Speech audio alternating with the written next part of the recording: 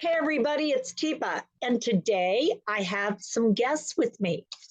I know, and it's sort of like interesting that it's early morning and we're talking about Twilight, but I think we're talking about a different kind of Twilight than morning night kind of Twilight.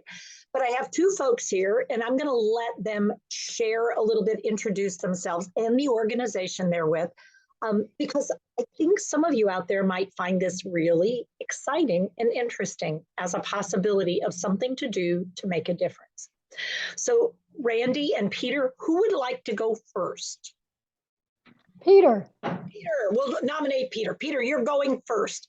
Talk to us. Tell us about yourself, the background, why you're here, whatever you want to share out. We're all ears. Everybody, thanks, Teepa, for having me on today. I'm Pete Stinson, the executive director for the Twilight Wish Foundation. We are a 501c3 nonprofit with a mission to grant wishes and dreams for deserving low-income seniors through intergenerational wish granting celebrations.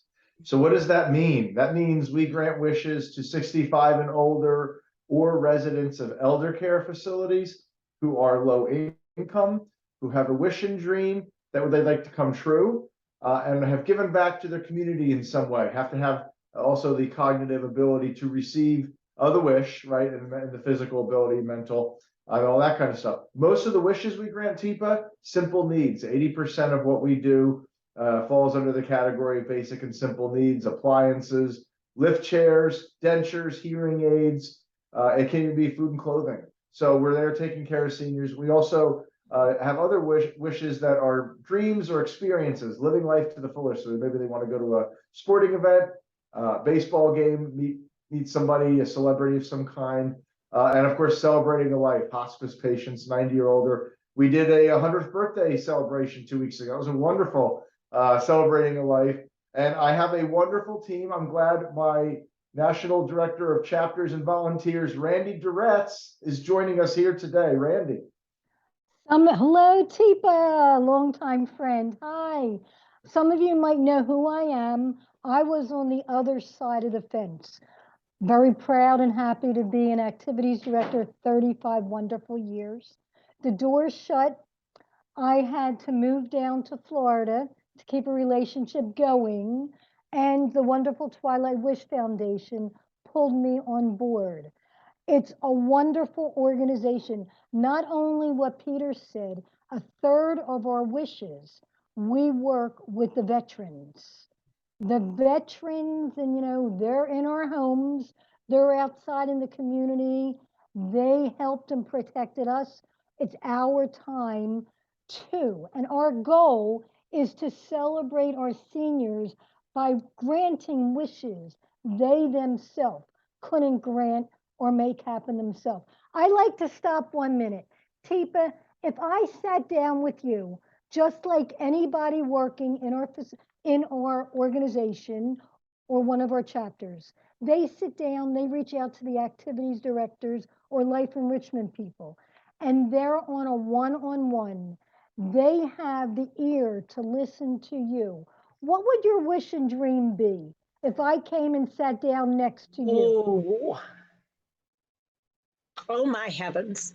I've had such a chance to realize so many wishes and dreams. It's like, wow, it would be for someone else. It wouldn't be for me, which is not surprising, right? I mean, that's the hard part is like, ooh, probably something with pet work with pets, because that's, so many folks, I think, as they age, their pets age. And unfortunately, often pets age faster than humans age.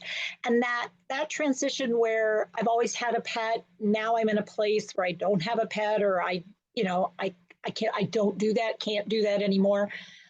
Getting that opportunity to engage with an animal, I think for many people, or go outside and be with animals. And some of them aren't just like small animals, they're bigger animals. That might make that bucket list just come true, because, it's that kind of thing. It's hard for me to imagine. For me, I can imagine things for other people. Well, with that in mind, a recent wish and dream that we granted up in Connecticut, a 104-year young woman She had everything else in her life. She only wanted to see and pet a penguin. And we finally found out the penguin's name was Red Green. Red Green. And the Mystic Aquarium up there brought the penguin to see this 104-year young, and it was like giving her $1 million. Wow. It hit the internet like boom all over United States. Wow. Yeah, I can imagine. She had a much better imagination than I did of what could I come up with. Maybe in the next 30 years I can come up with something.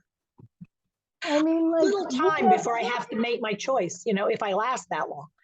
So this is what's really cool about this is it's not just big stuff. It can be little stuff. And it's often small stuff that people just, that idea that there is someone out there who cares and there is someone who's answering.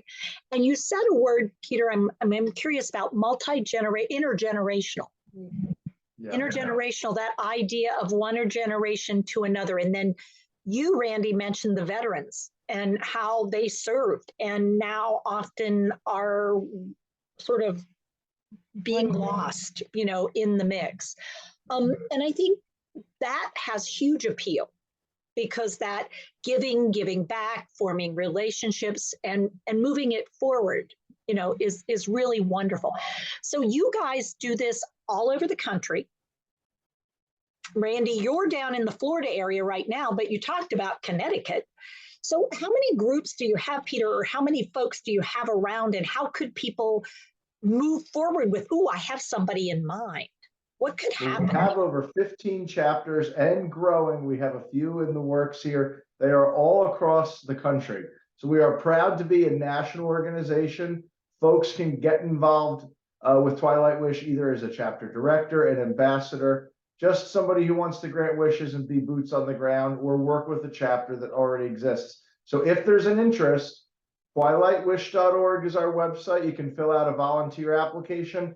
Our wonderful volunteer director, Randie, will get in touch with you and talk about it. Because everybody, the beautiful thing is everybody comes from a different background and skill set. And while many of our volunteers have served or continue to serve seniors, we have a lot of volunteers who have no knowledge of the senior space whatsoever. Right. So they just come in with a caring heart and a passion to serve seniors.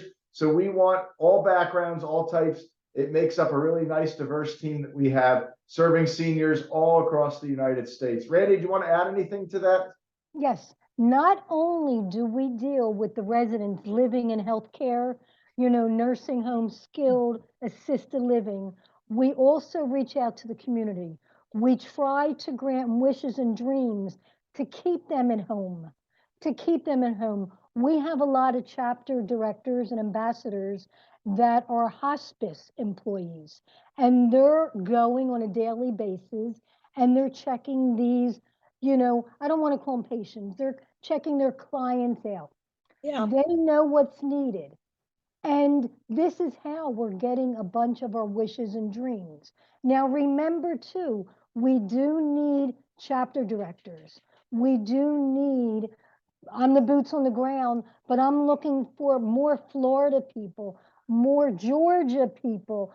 I need somebody in Alabama right now. We have a chapter, unfortunately, he's up there looking down at us and smiling, but we need somebody to fill the void. We're looking also, I have a call after this in Hawaii. So, you know somebody, we'll start you slow. With my background, I can tell my wishes and dreams, what I granted in the facility I worked at, and we'll move forward with that. It's easy, and being a volunteer, it's priceless.